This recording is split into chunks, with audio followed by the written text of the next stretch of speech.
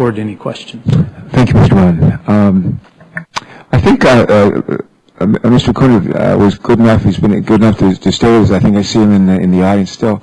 And while he is still here, not to embarrass him or anybody else, but really to try to get some advice or counsel or guidance from this panel to a new administration, the point person of a new administration. Let me just ask, or maybe just start with Mr. Pownter, what you heard in Mr. Kundra's presentation that you found was especially encouraging. And if you have any advice to him in his new responsibilities, what for him and the team he'll be leading in this administration, what advice might you have for him? Well, I think clearly the use of internet-based applications and the internet to provide services to citizens, that's a great approach, and we need to move forward with that. In fact, Mr. Chairman, we've had several hearings, Census Bureau, that's one that comes to mind where we could more effectively use the internet to conduct the census. So that's one good example right there. So all that's, I think, pushing the ball forward and using the technologies that are out there to provide services to citizens. I think the one thing, though, that's the real challenge is getting our arms around the $71 billion and the problems we've had with cost and schedule delivery and getting the right governance processes in place, whether it's extending what Ms. Evans has done with the watch lists and high-risk lists or creating a new dashboard that was mentioned. That's going to be real important to make sure that we wisely spend the American taxpayers' dollars. All right, thank you. Ms. Evans, I believe Mr. Pruder is your successor. Is that a fair statement? Yes, sir. That's I don't know if you have the opportunity to do turnover. When I turned over the state of Delaware to a new governor, she had been our lieutenant governor, and there wasn't a great deal of need for turnover. But when I succeeded Mike Castle, he became congressman, I became governor in '93. There was a lot of turnover, and it was very helpful to me. But in the Navy, when I was in the Navy, we used to have actually turn over almost like a log from one squadron to the other, from one ship to the other, and to call it a turnover log. But what kind of opportunities for turnover do you have from one administration to the next, and what have you been able to do here? That's one question. And the other question was my first question, and that is, what did you hear from Mr. Kunder that you're especially encouraged by, and what advice or counsel would you have for him and his team going forward? Well, I was encouraged by the priorities of the administration and the idea and the focus on transparency of the data that the administration is embracing in the use and leveraging of existing technology so that the government is not reinventing the wheel over and over again, but leverages what's already out there and bring those services in. What we did, the Bush administration going out, is very similar to what you described. We were tasked by President Bush to make sure that the transition went as smooth as possible. I probably left too many turnover documents for my successor, but he has a great team behind him. I'm looking to see if he's nodding his head. And I left several boxes with several notes and all hearings and what all were the outstanding issues, and it is kind of liberating not to be here as a private citizen. So I will say that the View It tool was put up in response to several of the hearings that were here to get transparency into the $71 billion. So I'm extremely excited about Mr. Kundra and what he's talking about, taking it to the next level and rationalizing those investments so that they really will produce the results that we need so that those programs are successful. All right. Thank you.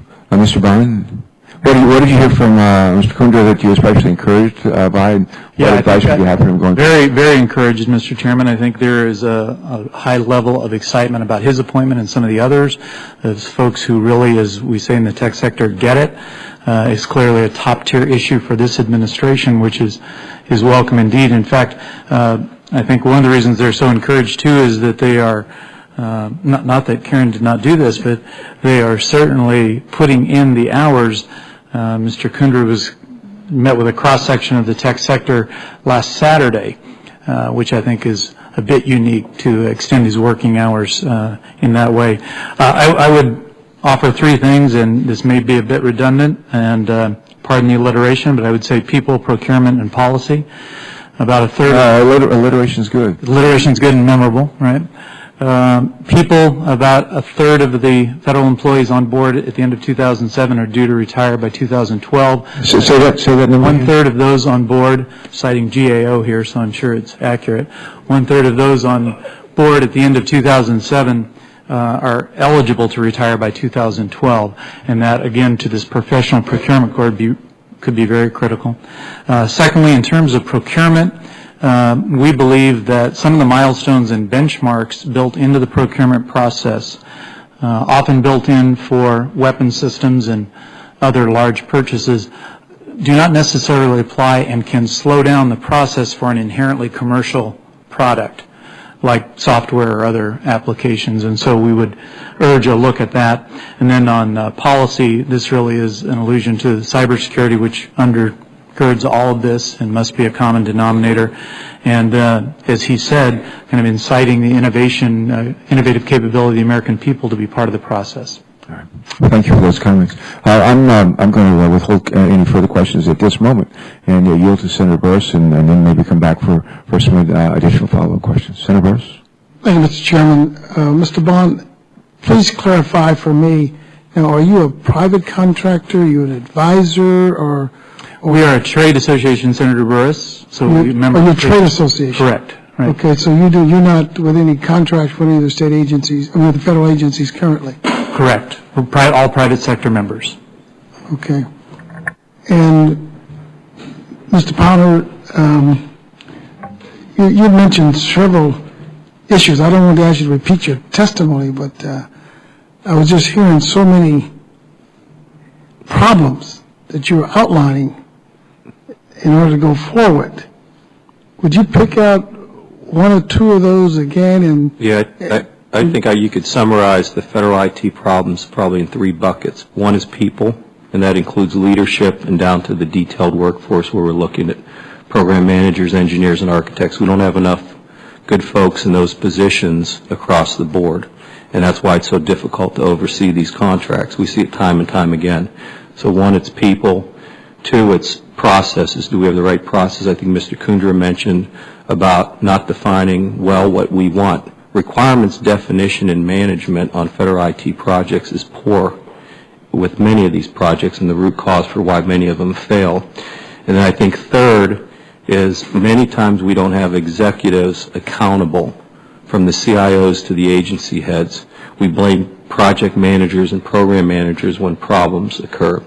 So it's people, processes, and governance.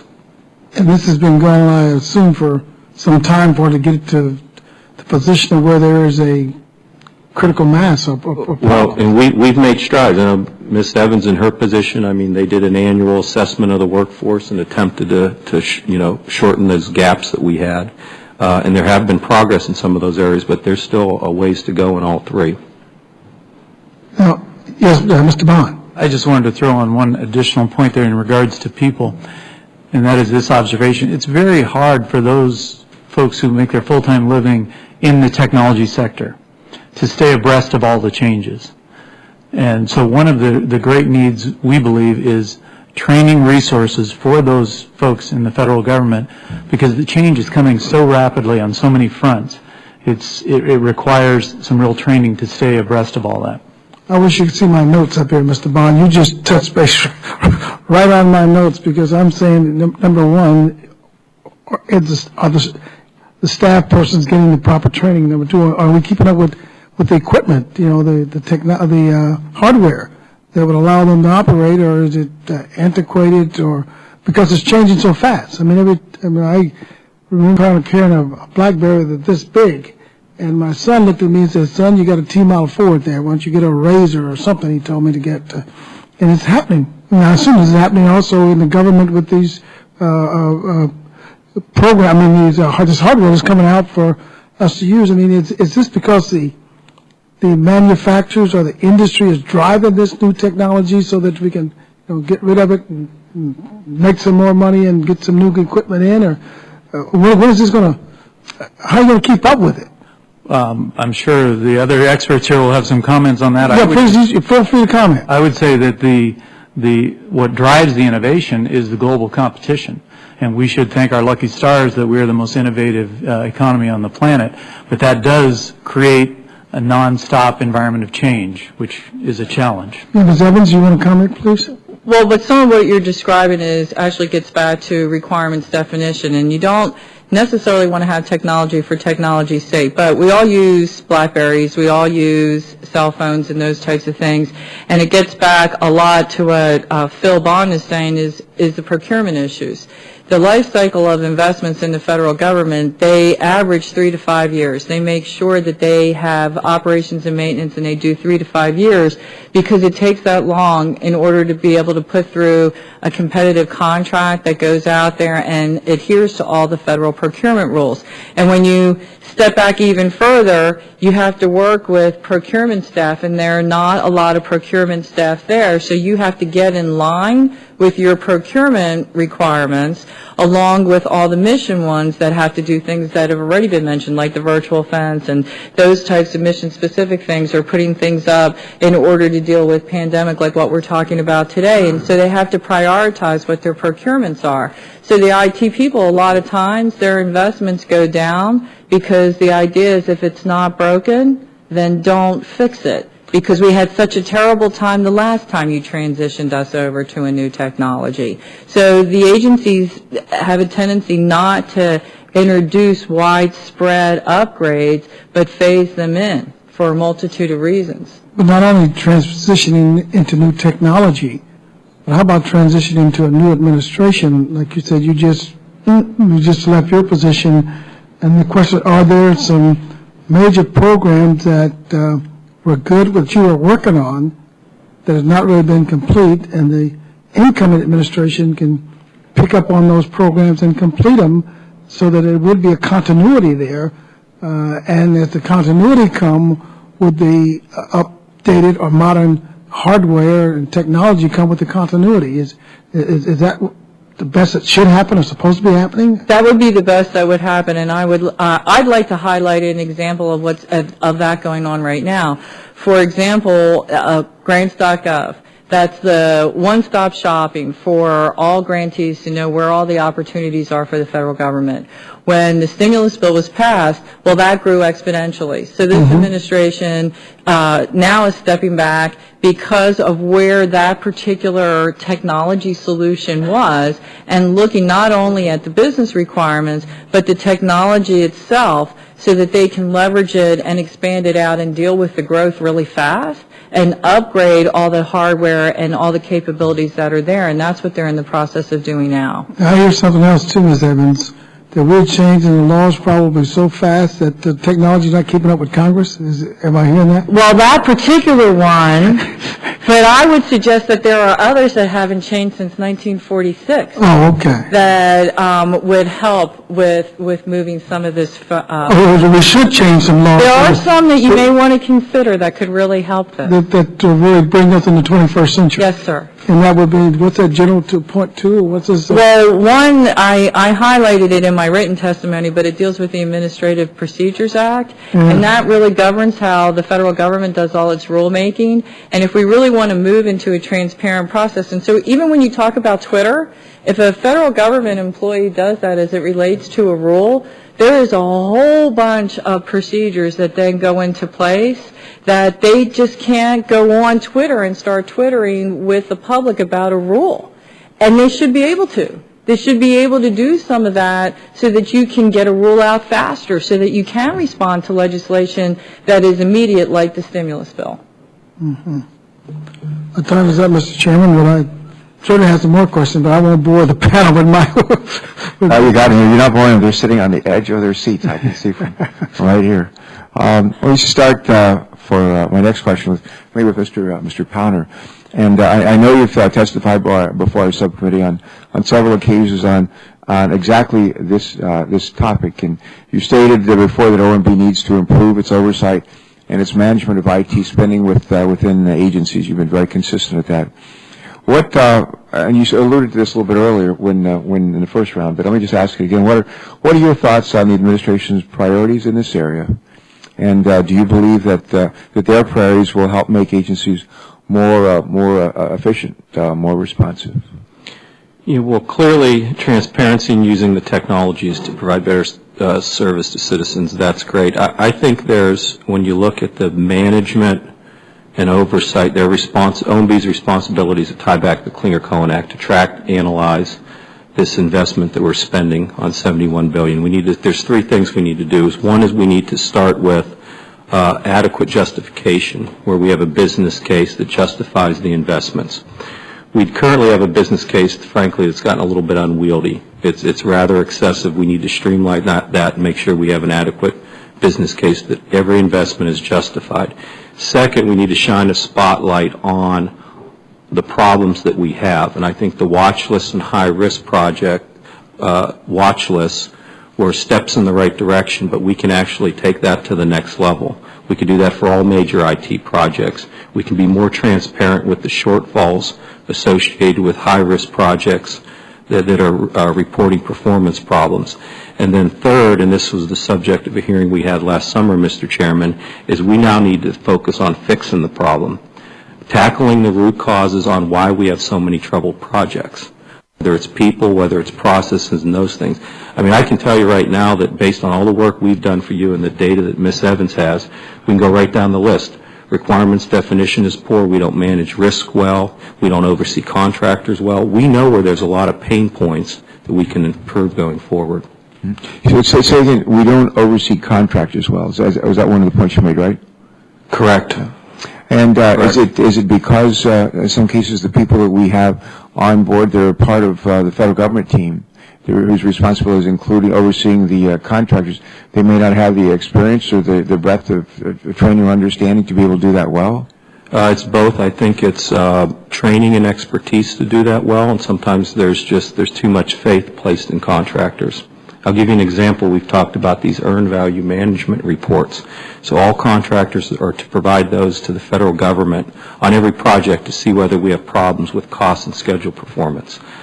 There's some agencies we go into and ask the agencies for those reports, and it takes 3 or 4 months for the agencies to get us those reports. And I question whether they actually have had them all along. I mean, that's a core contract management oversight technique that's not being utilized. It's something you required back in 2005. So why do you suppose it's not being utilized? Oh, I'll let Ms. Evans respond to that. A couple of things. There's a reluctance to lean on contractors, and then sometimes the government's flying blind. We don't realize that we got cost and schedule performance problems until all of a sudden someone says we have a 30% variance. Well, why didn't we know it was at 15% and 20%? Because we weren't watching what was going on. So, you have that where folks were asleep at the wheel on the government side, but then also, too, at times there's a reluctance to really lean hard on these contractors. Ms. Hughes, why is that? On all of those issues or a few of those? No, the last. Well, I do think that at times it's hard for the government and the agencies to lean on contractors because if you're not clear with your requirements up front and then a conflict occurs, then there's a traditional dance that the government goes through with the contractors, and the contractors will sit there and say, you didn't define the requirements, and the government will say, you never told me, and we put those two together, and then I believe what ends up happening is people are afraid to call a spade and say you're not performing. And so you have to have your documentation in place, you have to be a good project manager, and you have to understand the tools that are in place, and you have to know, and you said it, you plan, and you have to have the plan because you have to know where you're going. You can't get there if you don't have the plan. And Senator Burris, you brought this up as well, too, is garbage in is garbage out. If you don't put the right information or you haven't taken the thought about what the requirements should be, then you're not going to get what you pay for because you don't even know what you asked for.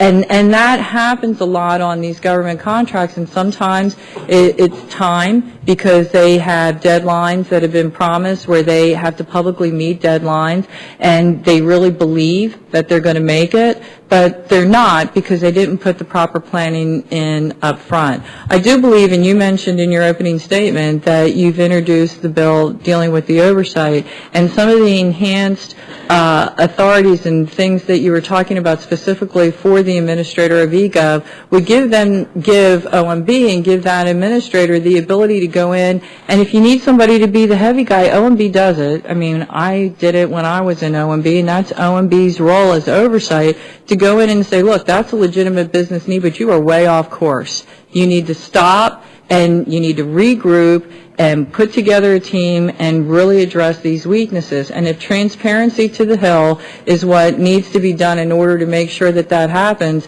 then that's what needs to be happening, because you have the data now. You need to move it and push the agencies to the next level of performance and hold them accountable. And through meetings like, hearings like this, meetings with your staff, producing the information on a regular basis will drive that improvement within the agencies.